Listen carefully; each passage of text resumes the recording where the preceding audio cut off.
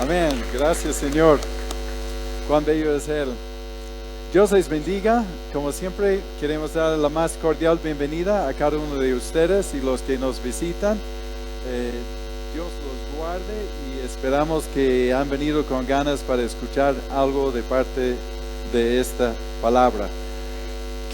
Es un par de minutos para saludar a las personas que están alrededor y conocerse un poquito más antes de entrar. Amén.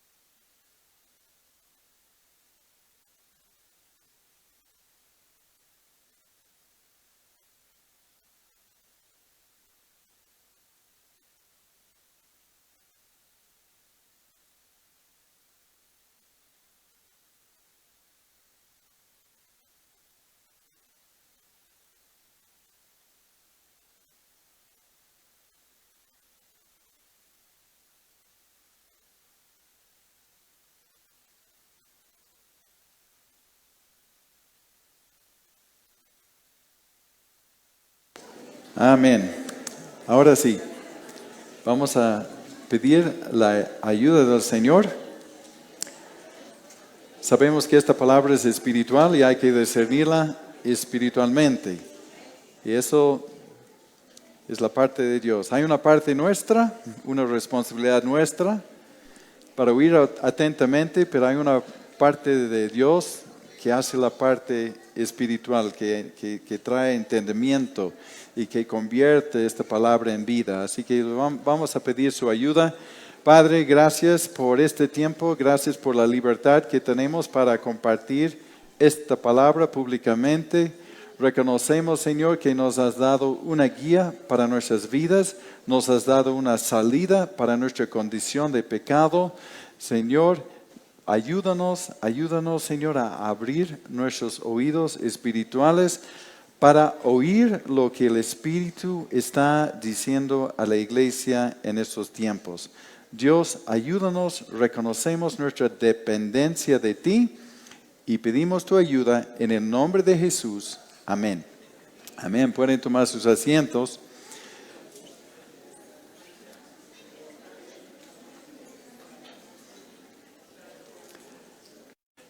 ¿Cuál era el propósito en su tiempo?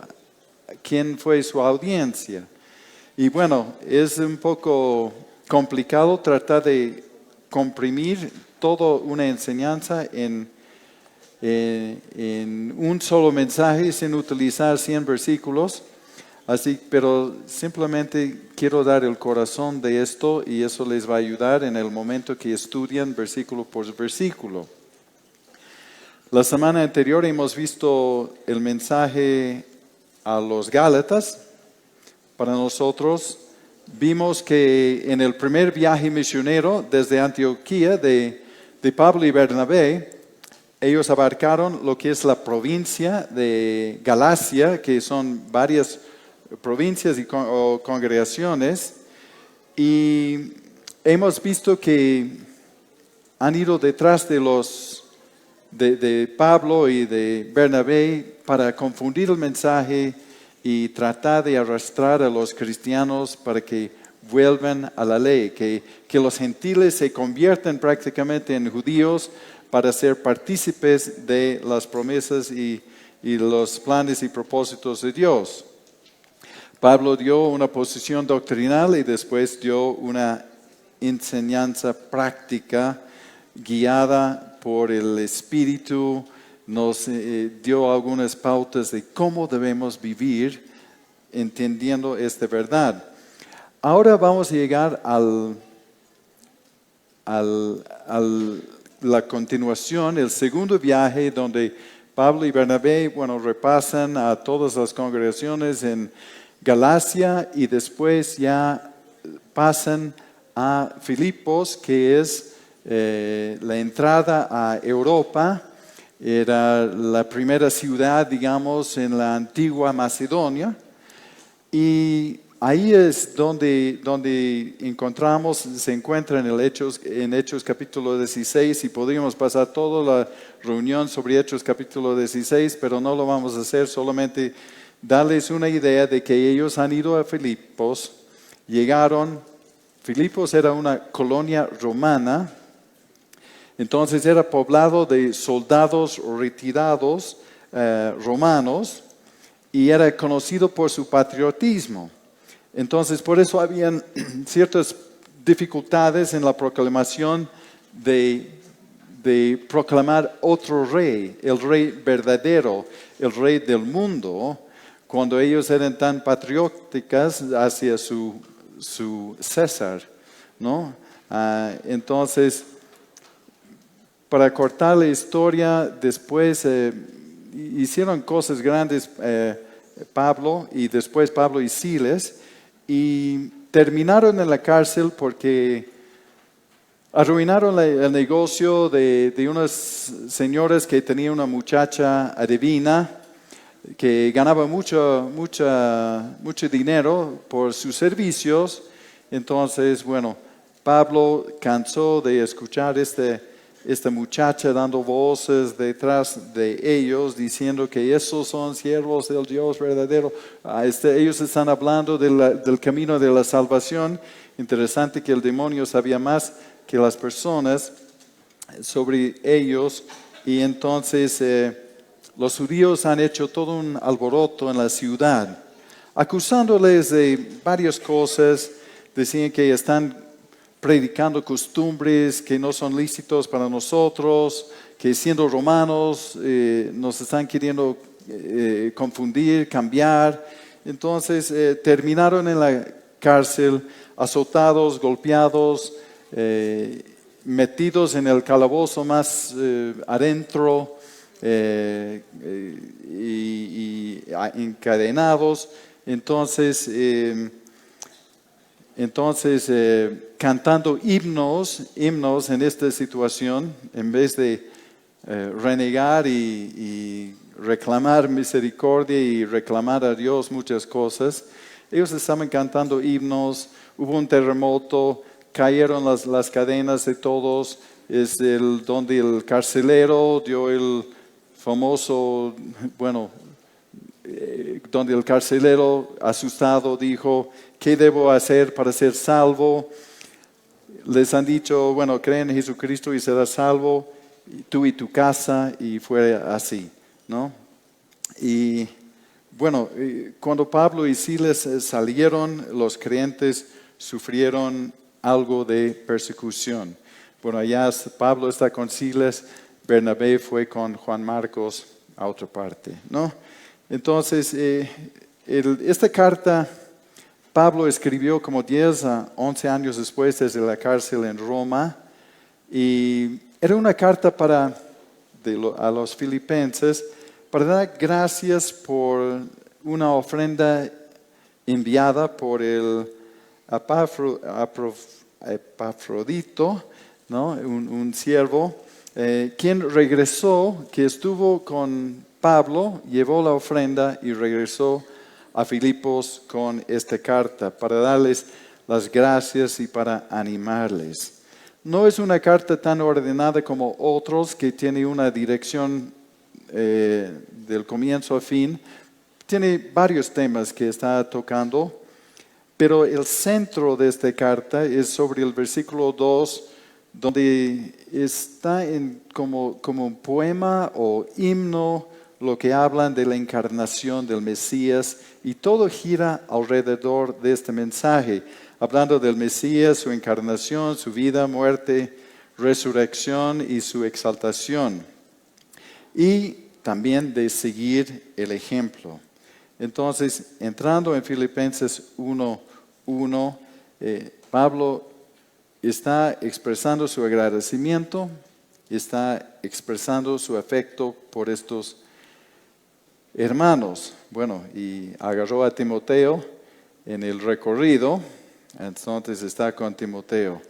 Dice Filipenses, está con Filipenses o con Timoteo, digamos, en este tiempo en la cárcel.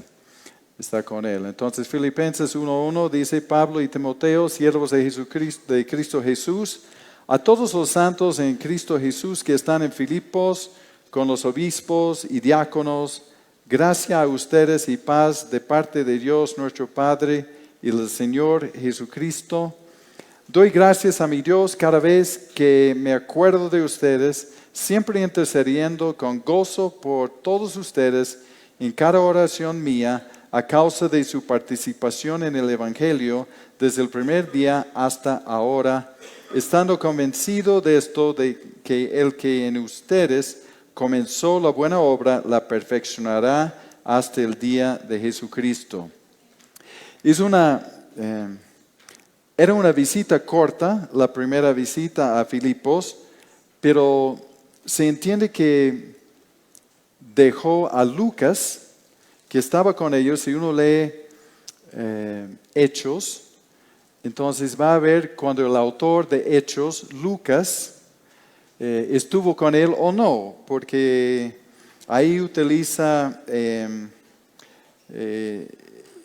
el pronombre plural, ¿no? Nosotros zarpamos, les hablamos, y el autor está participando con Pablo, pero ya no escuchamos más de Lucas después de su visita. Entonces se entiende, y algunos por lo menos comentaristas dirán que Lucas era como el pastor de Filipos por unos 6 años.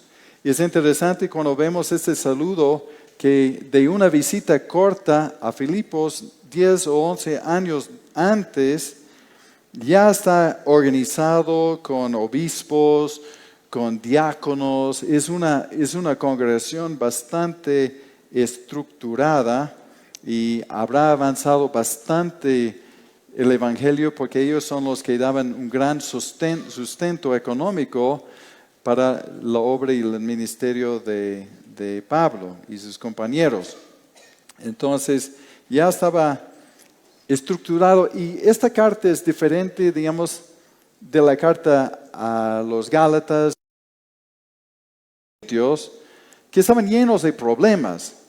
Esta iglesia no les está reclamando por sus desviaciones ni nada de ello. Realmente les está felicitando, tiene mucho afecto por estos hermanos, y por eso él dice que intercede con gozo por ellos, siendo él encarcelado, y está posiblemente en una situación donde va a ser ejecutado. No está muy seguro, y les da gracias por su participación en el Evangelio. Están avanzando el reino, y también están sufriendo persecución, porque este mensaje de otro rey no era muy popular entre los romanos, ¿no? Les felicita por su hospitalidad, por sus varias ofrendas. Desde el primer día ellos han comenzado a apoyar su ministerio, y también por esta ofrenda enviado por Epafrodito, ¿no? Y entonces tenía gran afecto y profundo amor por ellos. Pablo les dice que no se preocupen, está en la cárcel, pero todo es para bien. Vemos versículos 12 al 14 que dice: quiero que sepan, hermanos, que las cosas que me han sucedido han redundado más bien para el adelanto del Evangelio. De esta manera, mis prisiones por la causa de Cristo han sido conocidas en todo el pretorio y entre todos los demás. La mayoría de los hermanos, tomando ánimo en el Señor por mis prisiones, se atreven mucho más a hablar la palabra sin temor. Uno podía preguntar, pero los creyentes podían preguntar, pero Señor, si en Filipos has mandado un terremoto, has hecho caer las cadenas, ¿por qué no haces un milagro? ¿Por qué está nuestro querido hermano Pablo sufriendo en la cárcel? Y bueno, era bajo arresto domiciliario, así que, pero sí era complicado. Uno podía decir que qué ha pasado con nuestro querido Pablo, pero todo eso para ver que Pablo dice, todo está para bien, ¿no? No se preocupen por mí, ¿no? Y confirma que él estuvo en plena voluntad de Dios. Dice que las guardias, el personal de la cárcel han conocido, han escuchado la palabra, ¿no? Y todos sabían que él estaba en la cárcel por anunciar a Cristo resucitado. Y no fue en vano, porque en este momento, en ese tiempo en la cárcel, él escribió Efesios, Filipenses, las cartas a los Efesios, Filipenses, Colosenses y Filemón, ¿no? Que son tesoros para la iglesia. Así que no fue en vano. Estas cartas nos guían, nos inspiran, nos hablan. Dios nos habla a través de esas cartas. Entonces, 2000 años después nos siguen bendiciendo. Todo esto consecuencia de su encarcelamiento. ¿Sí? De otro modo quizás no tendríamos estas cartas y esta doctrina. Así que no perdió su tiempo lamentándose de su situación. Y las veces que Pablo fue encadenado a un guardia, no lo veía mal, porque él ha dicho, probablemente ha dicho al guardia, ahora no puedes escapar, ¿no? Ahora me tienes que escuchar, porque él predicó el evangelio a todos en toda instancia, así que el guardia encadenado a Pablo tenía que escuchar el evangelio, ¿no? Y es interesante porque terminando la carta da su saludo final a los que pertenecen a la casa del César. Y por eso se ve que realmente tuvo un impacto entre los romanos ahí en Roma. Y nos dice que él inspiró a otros a hablar de Cristo abiertamente. Otros hermanos han tomado la valentía para hablar de Cristo abiertamente. Y él admite que algunos predican por envidia, por competitividad o por contiendas, por motivaciones erradas, pero de todos modos Cristo es anunciado, otros sí de buena voluntad. Y Pablo decía, en esto me alegro porque es para el progreso del Evangelio. Eso fue su corazón, no estaba viendo sus propias circunstancias.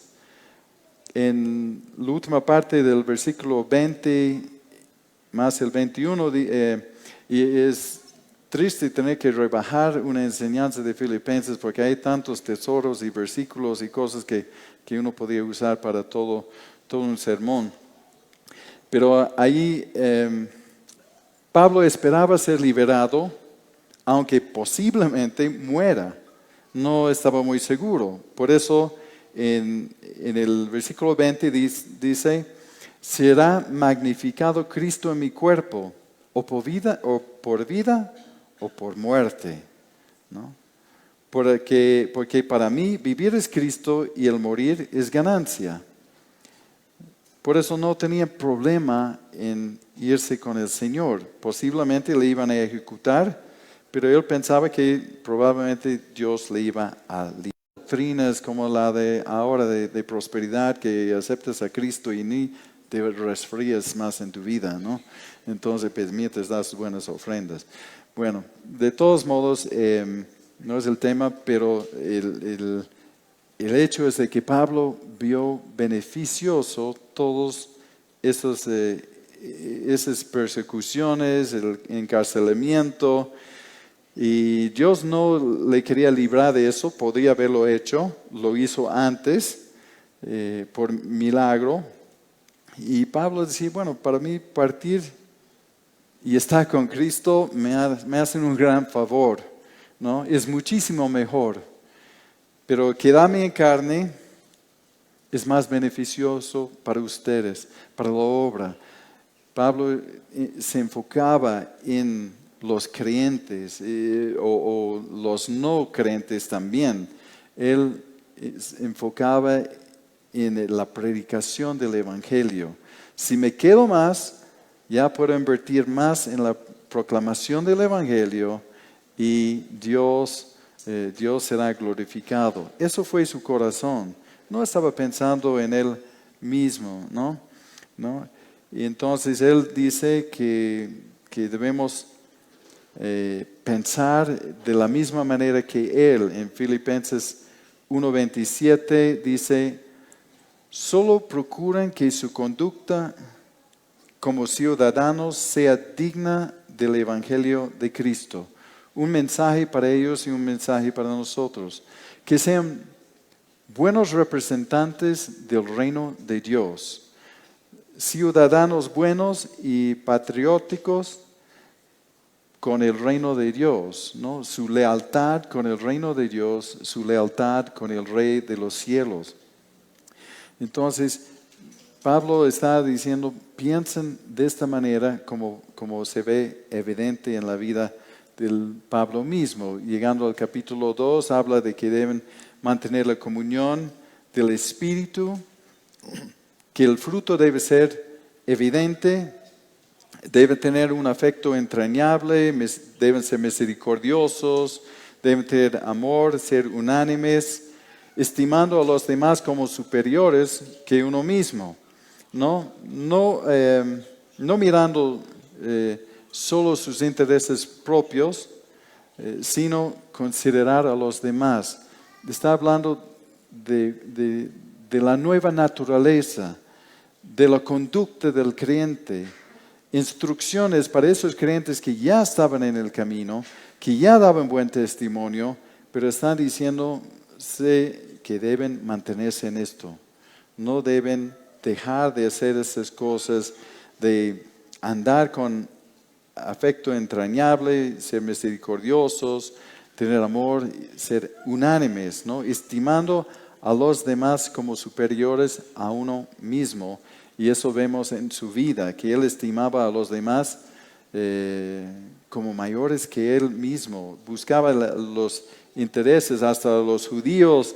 En Romanos una vez decía algo así parafraseado de que, bueno, yo prefiero ser anatema, yo prefiero morir en su lugar o tomar el castigo en su lugar si fuera para la salvación de ustedes. Interesante, alguien que estaba en el plan de perseguir a los cristianos y aprobaba de su muerte y todo lo demás, ahora está dispuesto a dar su vida por ellos. Antes querían ver sus vidas quitadas, ahora quiere dar su vida por ellos. Entonces, de eso nos está hablando, y aquí la parte central de la carta en Filipenses 2, versículo 5, donde dice, haya en ustedes esta manera de pensar que hubo también en Cristo Jesús. Debemos pensar, está diciendo, así se debe ver el creyente.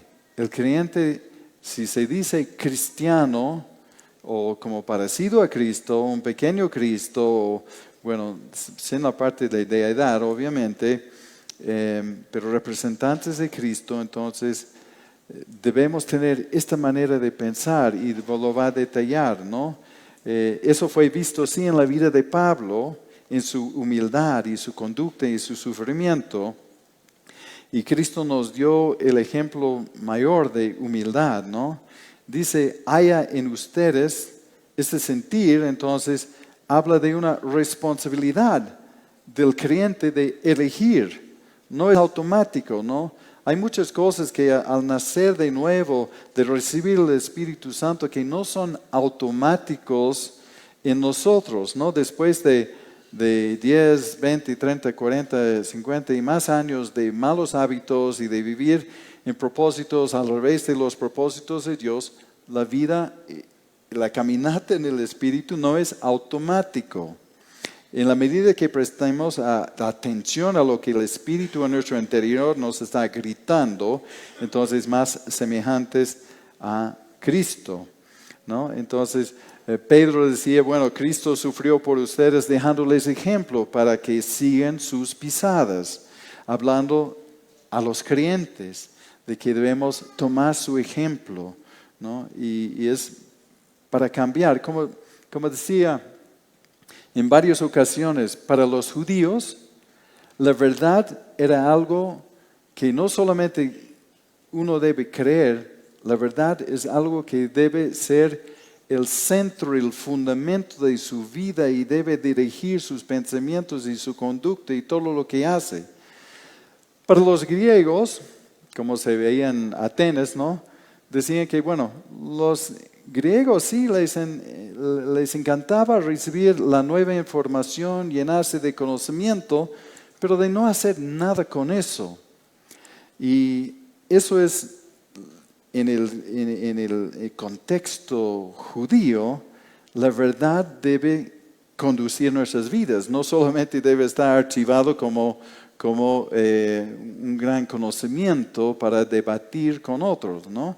Entonces, de eso, ¿no? Y voy a leer completo el 6 al 11 porque eso es una belleza que nos ha dejado el Señor en esta carta. Dice, existiendo en forma de Dios, Él, Jesucristo, no consideró el ser igual a Dios como algo de aferrarse, sino que se despojó a sí mismo, tomando forma de siervo, haciéndose semejante a los hombres, y hallándose en condición de hombre, se humilló a sí mismo, haciéndose obediente hasta la muerte y muerte de cruz. Por lo cual también Dios lo exaltó hasta lo sumo y le otorgó el nombre que es sobre todo nombre, para que en el nombre de Jesús se doble toda rodilla de los que están en los cielos y en la tierra y debajo de la tierra, y toda lengua confiese para gloria de Dios Padre que Jesucristo es el Señor. Un mensaje que, bueno, los romanos que veneraban tanto su rey, su César como Dios, eso no les caía muy bien, pero está hablando a los creyentes, ¿no? Que Jesús era Dios, e igual Él no se preocupaba por aferrarse a eso. Era Dios antes de la encarnación, antes de Belén. Él no comenzó a existir en Belén, sabemos esto, ¿no? Y bueno, la propuesta de Satanás para Adán y Eva era, serás como Dios. Pero Jesús no estimó esto algo de usar, aunque era Dios y es Dios. Nunca dejó de ser Dios, ¿no? Entonces, la propuesta, el deseo de Satanás, que uno puede ver en Isaías 14, y también en lo que está estimulando e impulsando a la humanidad a pensar, es de que puede ser Dios para sí mismo. Jesús hizo lo opuesto que Adán y Eva, ¿no? Él se despojó de esto, de Dios, y se hizo hombre, aunque no se despojó de su deidad, y es todo el tema de que es 100% humano, 100% Dios, ¿no? A la vez, ¿no? Entonces no dejó de ser Dios, ¿no? Como si un rey cambia su vestimiento real y pone, digamos, el uniforme de la guardia. Entonces no deja, sin mamá podía haber aparecido aquí en la tierra a sus 33 años para arrancar su ministerio directo. Pero no, él se humilló, él usó pañales, él fue criado por su mamá, él vivió y trabajó con sus manos, seguramente con su papá en la carpintería. Y él realmente, él hizo todo el proceso para llegar a sus 33 años, bueno, para finalizar su obra, ¿no? Entonces, así vemos la humildad del Señor. No tenía ninguna obligación de hacerlo. Y además lo ha hecho por personas rebeldes como nosotros, ¿no? Lo ha hecho por personas que realmente se inclinaba al mal continuamente. Y eso lo hacemos, ¿no? Sin su obra en nosotros. Entonces, se humilló porque la crucifixión para los romanos era muy vergonzoso, era una muerte vergonzosa. Y así vemos y miramos y vemos que el amor de Dios no tiene límites de enviar a su Hijo unigénito para morir en nuestro lugar, ¿no? Para morir por nosotros. Y bueno, aunque diga que todo rodilla se doblará ante Él, no quiere decir que todos serán salvos, ¿no? Todo rodilla se doblará y algunos doblaremos nuestras rodillas con gozo y otros con desesperación, sabiendo que han perdido el barco, ¿no? Ya no están incluidos en la salvación. Y eso decía en Isaías, creo que es capítulo 45, de que se doblará toda rodilla y jurará toda lengua hablando de Jehová.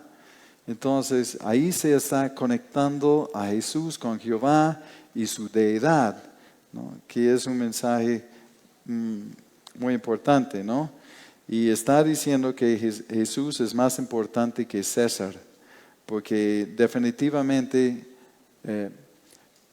los romanos no aceptan ningún otro rey. Y por eso los judíos querían matar a Cristo, hacer matar a Cristo por blasfemia, porque Él dijo que era Dios.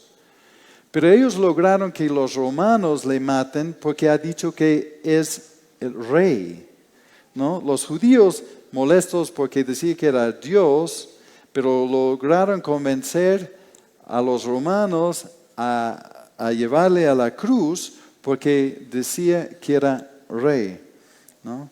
Entonces, Jesús aquí es Dios, se humilló, no tenía que hacerlo y es mucho más importante que cualquier rey terrenal.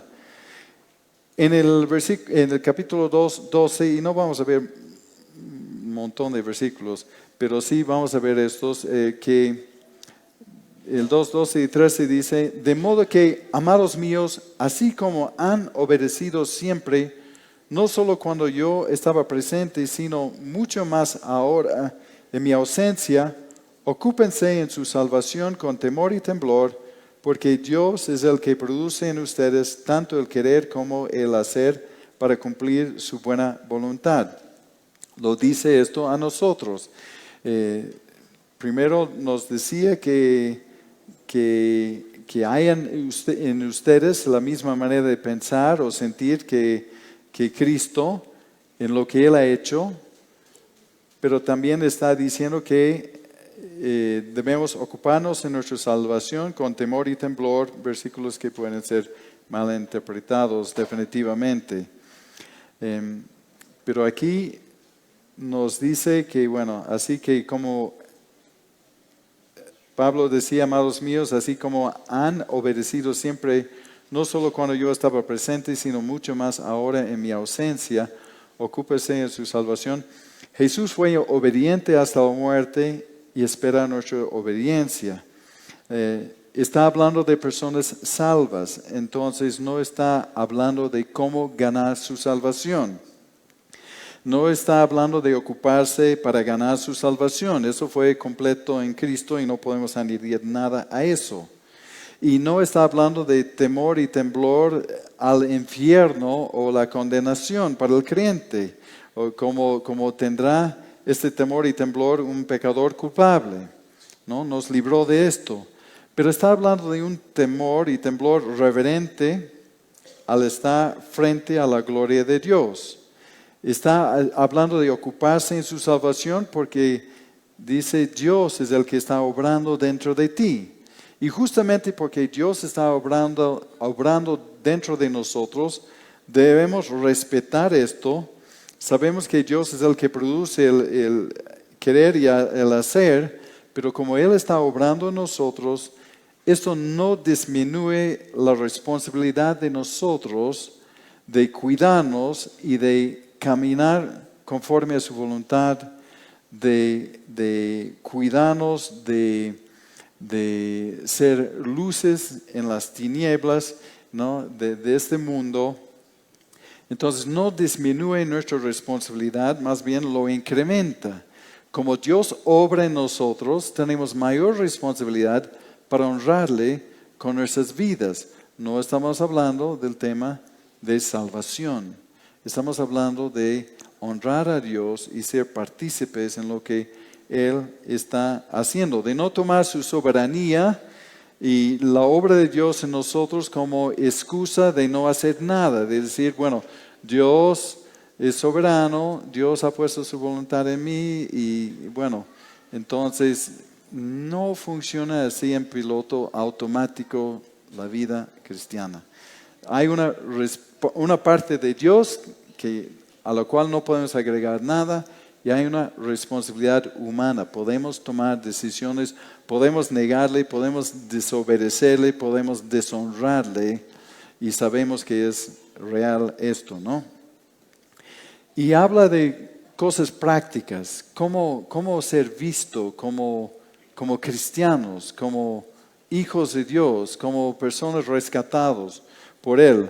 Y habla de algunas maneras prácticas para obedecerle. Y es como una exhortación de hacer todo sin murmuraciones, sin contiendas, ser irreprensibles y sencillos, sin mancha en medio de una generación torcida y perversa, que resplandecemos como luminares en el mundo que está plagado de tinieblas y dice reteniendo la palabra de vida. Entonces, esas cosas, las cosas que nos está diciendo, si uno está dominado por el fruto del Espíritu en su vida, entonces eso sería automático, cumpliría todo lo que Él está hablando, porque no existirían las cosas, digamos, las murmuraciones, contiendas y todas esas cosas, si uno realmente está guiado por el Espíritu. Está hablando de una vida en el Espíritu. Y en esta carta, entonces, estamos viendo el ejemplo de Cristo y veremos en toda esa carta el ejemplo de Pablo y también nos da un par de ejemplos de siervos que también tienen buen testimonio. Por ejemplo, Timoteo, en el 2:19 dice: espero en el Señor Jesús enviarles pronto a Timoteo para que yo también me reanime al saber de su estado, pues no tengo a nadie que se interese por ustedes con tanto ánimo y sinceridad. Habla de Timoteo, de buena reputación, de un corazón verdadero del pastor que tiene el gran interés por el estado de los hermanos.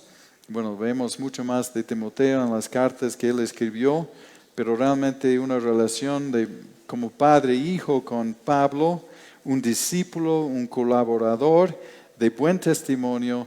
Y Pablo está diciendo, bueno, que tengan este sentir en ustedes que ha tenido Cristo. Y aquí un par de ejemplos de personas que sí lo han tenido, como el Epafrodito, también en el 2:25 y 26, que dice: sin embargo, también creí necesario enviarles a Epafrodito, mi hermano, colaborador y compañero de milicia y su mensajero y suministrador de mis necesidades, ya que él los añoraba a todos ustedes y estaba angustiado porque habían oído que él estaba enfermo.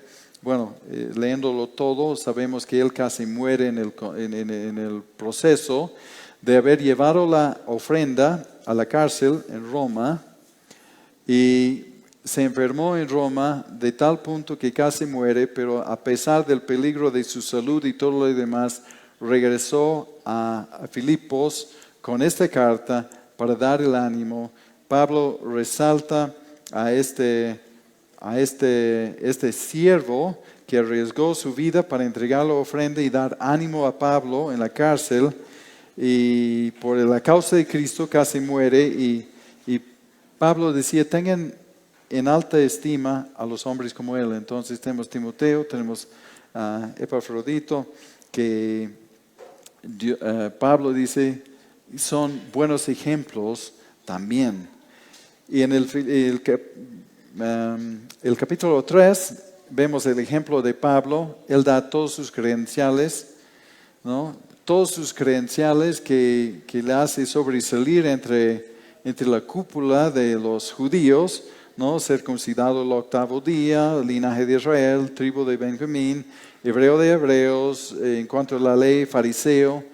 Y es un debate si él formaba parte de la cúpula, que era el Sanedrín, porque hay algunas menciones, digamos, su postura en el tema del apedreamiento de Esteban, y también de haber echado su voto para la muerte de los cristianos cuando perseguía la iglesia.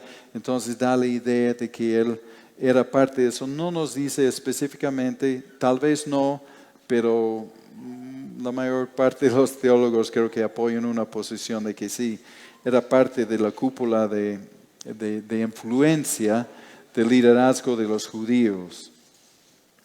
Y él dice de toda esta lista de credenciales en el capítulo 3, en el versículo 7, dice, pero las cosas que para mí eran ganancia, las he considerado pérdida a causa de Cristo. Y aún más, considero como pérdida todas las cosas en comparación con lo incomparable que es conocer a Cristo, Jesús mi Señor. Por causa lo he perdido todo y lo tengo por basura a fin de ganar a Cristo. Renunció todo. Cristo renunció el cielo para venir al mundo, y Pablo es un gran ejemplo que tiene por basura todas esas cosas, su habilidad de conocer la ley, de cumplir la ley. Él no tenía ninguna confianza en la justicia que es por la ley, sino la justicia que proviene de Dios en Cristo por la fe. Y bueno, su anhelo de conocerlo a Cristo más y participar en sus padecimientos, para ser semejante a Él en su muerte. Y así fue. Pablo, aunque esquivó la muerte en esta ocasión, terminó siendo mártir para Cristo, ¿no? Entonces pero tenía tal confianza en su salvación y de encontrarse con el Señor que no le importaba nada de esto. Y nosotros realmente nos ayuda mucho de estar firmes, confiados en el tema de nuestra salvación, y de estar confiados de que Dios está en control. No importa lo que pasa aquí, pero Dios tiene algo increíble para nosotros. Bueno, creíble en realidad, ¿no? Y Pablo es un gran ejemplo de la vida de Cristo. En el versículo 17 del capítulo 3 dice, hermanos, sean imitadores de mí y presten atención a los que así se conducen, según el ejemplo que tienen en nosotros. No muchos creo que pueden decir como Pablo, sé imitador de mí, ¿no? Yo prefiero que ustedes sean imitadores de Cristo, ¿no? No del pastor, ¿no? En 1 Corintios 11:1 él dice que imítame a mí así como yo imito a Cristo, ¿no? como Él imita a Cristo, y Él verdaderamente puede decir eso con mucha autoridad.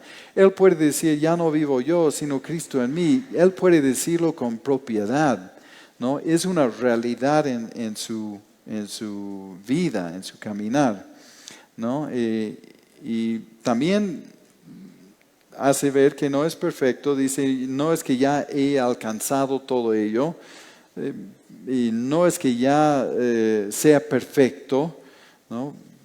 Pero está diciendo que es todavía una obra en progreso, como cada uno de nosotros. Somos una obra en progreso, pero dice que sigue la meta.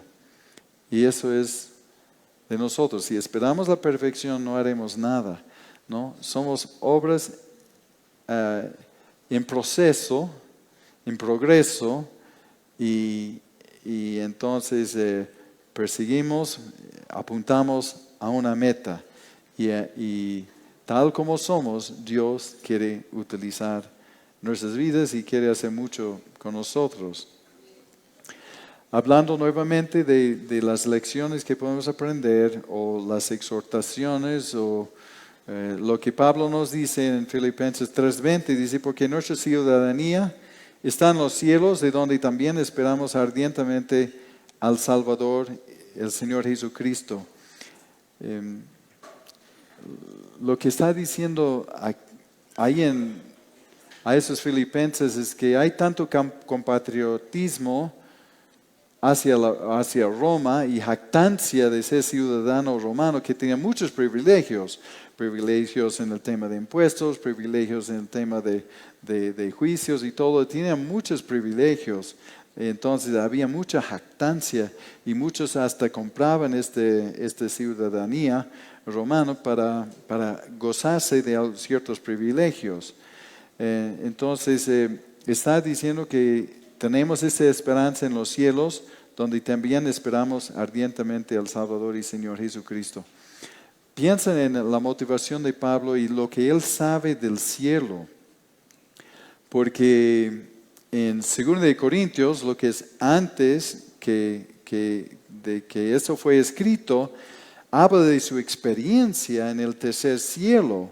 Y él decía, bueno, he esperado en 14 años, he guardado eso para mí mismo, pero ya les voy a compartir, porque habían en Corintios los superapóstoles que jactaban y la gente iba detrás de ellos, entonces, y desacreditaban a Pablo. Y ha dicho, bueno, si ellos son tan jactanciosos, yo también les voy a decir que he visto el cielo, ¿no? Y no dio muchos detalles sobre el tema, pero Pablo conoce el cielo, por eso él puede decir, yo cuento todo aquí en la tierra como basura, porque yo sé dónde estoy yendo, ya lo vi.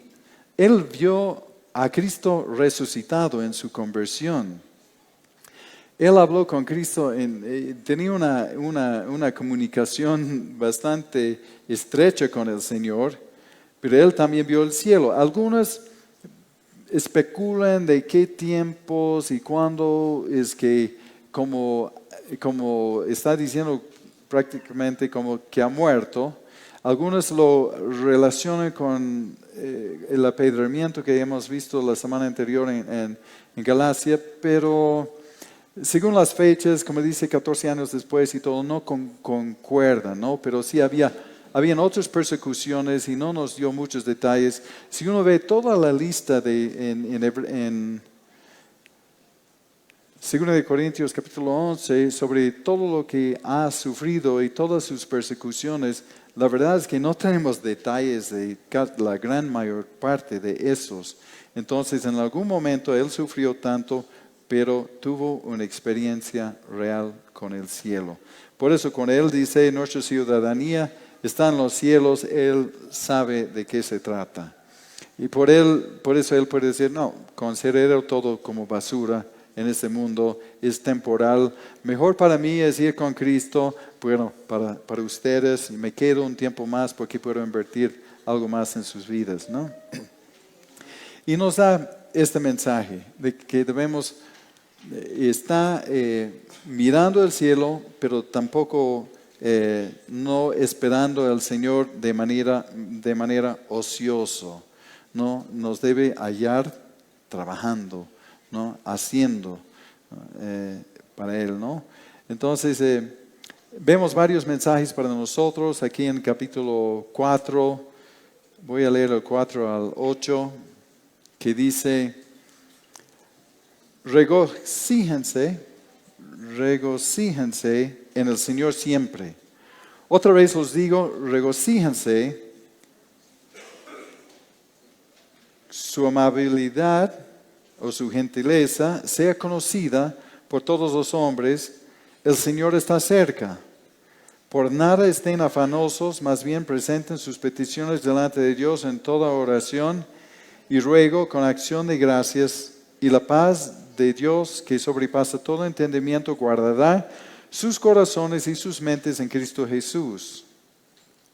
En cuanto a lo demás, hermanos, todo lo que es verdadero, todo lo que es honorable, todo lo que es justo, todo lo puro, todo lo amable, todo lo que es de buen nombre, si hay virtud alguna, si hay algo que merece alabanza, en esto piensan. Nos está dando un mensaje. Debemos regocijarnos porque tenemos una gran esperanza. Las promesas del Señor son fieles. No importa de la persecución o los sufrimientos en este mundo, es temporal. Debemos regocijarnos y también debemos dar testimonio con la gentileza de no estar afanados por estas cosas. Debemos sí llevar nuestras peticiones. Nos invita el Señor a presentar nuestras peticiones delante de Él, ¿no? De Él depende de las respuestas y debemos estar conectados con Él en oración y ruego, con acción de gracias, ¿no?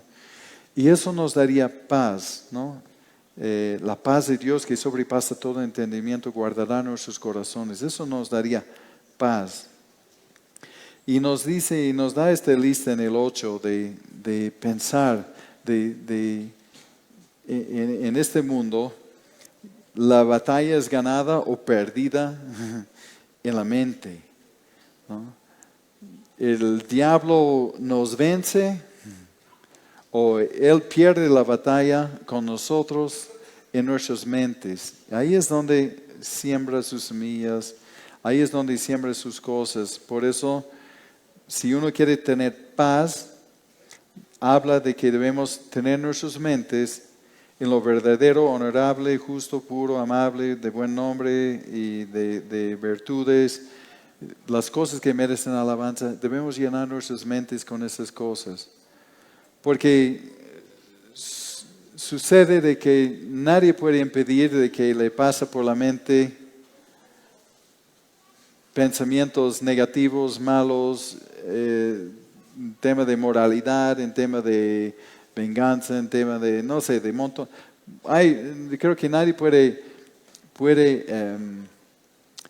frenar el hecho de que le va a pasar en algún momento pensamientos malos. Pero la cosa es de entretenerlos o no. Y lo mejor es reemplazar esos pensamientos con alabanza, con otra cosa, pensar en otra cosa, porque si queremos incubar esos pensamientos, Santiago tiene todo un proceso de cómo dejando incubar esas cosas, va a lograr su objetivo en algún momento y ser pecado. Entonces, bueno, la batalla es ganada o perdida en la mente, y creo que es uno de los buenos mensajes que podemos rescatar de esta carta y dar sus agradecimientos finales. Da agradecimientos finales en esta carta, agradecido porque no solo con la ofrenda por Epafrodito, pero siempre desde el comienzo esos filipenses le han preocupado por él, ocupado de sus necesidades. Filipenses 4, 11 al 13 dice: no lo digo porque tengo escasez, hablando de los filipenses, agradeciéndoles. Dice: no lo digo porque tengo escasez, pues he aprendido a contentarme con lo que tengo. Sé vivir en la pobreza y sé vivir en la abundancia. En todo lugar y en todas las circunstancias he aprendido el secreto de hacer frente tanto a la hartura como dice en este versículo, abundancia como al hambre, tanto a la abundancia como a la necesidad. Todo lo puedo en Cristo que me fortalece. Pablo puede decir esto, no está afanado por las cosas, sabe que Dios va a proveer lo que necesita en el momento. Mientras él está ocupado en la voluntad de Dios, él no está afanado si tiene mucho o poco, pero él ha aprendido a contentarse con lo que Dios le da, con lo que tiene. Y él trabajaba, no era un hombre ocioso, ¿no? Y él sí puede decir con toda propiedad, todo lo que lo puedo en Cristo que me fortalece, ¿no? Vemos el contexto, vemos su vida y él sí puede decir esto con mucha, mucha autoridad. Y bueno, la conclusión sobre esto simplemente es un vistazo sobre esta carta, ¿no? De ubicarnos. Los filipenses desde el comienzo fueron muy generosos.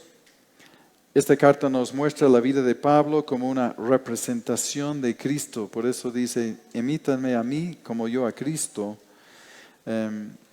Pablo conocía la presencia de Dios, la certeza de Cristo, la certeza de lo que hizo y está tan esperanzados en el destino que las cosas de este mundo no le afectan mucho.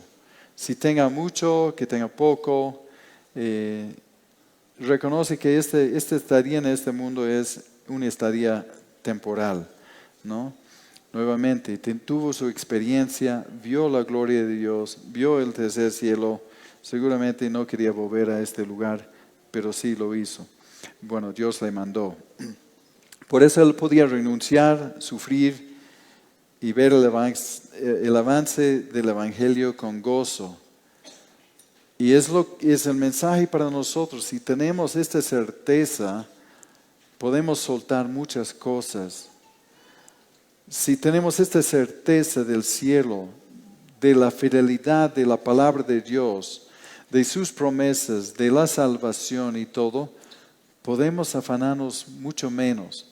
No es malo tener cosas, no es malo progresar en esta vida, no es malo gozarse de lo que Dios nos puede dar y no debemos ser ociosos y pensar que eso viene por magia, ¿no? Y por una cosa mística y espiritual, viene por trabajar duro, viene por la bendición de Dios. Entonces, eso le dio a Pablo la fortaleza de renunciar, sufrir y avanzar el Evangelio con gozo, a pesar de las circunstancias. Como compartí hace un tiempito no lejano, Cristo por el gozo puesto delante de él sufrió la cruz. Y Pablo, por el gozo puesto delante de él, sufrió mucho por la causa de Cristo. Y la palabra que sobresale más y que me llama la atención más en esta pequeña carta es gozo. Está en la cárcel, está privado de libertad y la palabra es regocijar o gozo. Deben buscar y ver la cantidad de veces que habla de gozo frente a semejantes circunstancias donde otros creo que volverían tan amargos en esta situación, levantando el puño hacia Dios, diciendo, ¿por qué? ¿Por qué? ¿Por qué? No, él vio el avance del Evangelio y tiene toda la autoridad para decir, imítame a mí, ¿no? Y eso nos debe mover a conocer a Jesucristo, aún más profundamente, porque es la clave para ver esta vida y las cosas de este mundo no tan seriamente, de no afanarnos las veces que escuchamos los desastres en las noticias y una cosa y la otra, de no tomar la cosa tan serio. Uno dice, bueno, no, ahora viene el fin. ¿Y qué? ¿No? Aquí puedo morir. ¿Y qué? ¿No? ¿Cuál es el problema? ¿No? Entonces, es la clave para ver esta vida como un peregrinaje temporal. Y Jesucristo y Pablo y muchos otros nos han dado buenos ejemplos para seguir es el mensaje para nosotros en esto. Debemos tener este deseo de agradarle y que el fruto del Espíritu Santo sea visible en nuestro diario caminar, y realmente así vamos a participar en esta obra, también predicando el Evangelio frente a la oposición, no torpemente, pero con la guía de Dios de predicar el Evangelio. Volviendo al versículo 1:6 de Filipenses, donde dice Pablo, y podemos decir, y podemos apropiarlo para nosotros, que estando convencido de esto, que el que en ustedes comenzó la buena obra, la perfeccionará hasta el día de Cristo Jesús, ¿no? Somos una obra en proceso. Muy bien, vamos a celebrar la Santa Cena, vamos a participar de la Santa Cena, y voy a pedir a las personas que van a repartir, que no se pongan de pie, vamos a orar y van a repartir, pueden orar con sus ojos abiertos mientras reparten el pan y el vino para poder recibirlo. Amén. Padre, queremos darte las gracias por tu gran amor y tu bondad hacia nosotros. Gracias, Señor, por el gran ejemplo que vemos en Jesucristo. Gracias, Señor, porque se humilló, no por obligación, pero por querer vernos contigo. Dios, gracias por todo lo que hizo, la humillación, la muerte, la cruz y el pago perfecto por nuestra deuda. Dios, guíanos, guárdanos, abre nuestros ojos para ver la realidad de esto en nuestras vidas, para que nosotros, igual con Pablo, podemos decir, ya no vivo yo, mas Cristo vive en mí. Dios, ayúdanos a tener esta certeza del cielo, de tus promesas, de la salvación, y de no afanarnos por nada, porque sabemos que tú nos puedes dar la paz que sobrepasa todo entendimiento, paz en la tormenta. Te damos las gracias, Señor, por todo ello y por todo esto. Guíanos, utilízanos y ayúdanos, Señor, como esta parte de tu familia, esta congregación, de ser útiles en avanzar tus propósitos. Lo pedimos en el nombre de Jesús. Amén.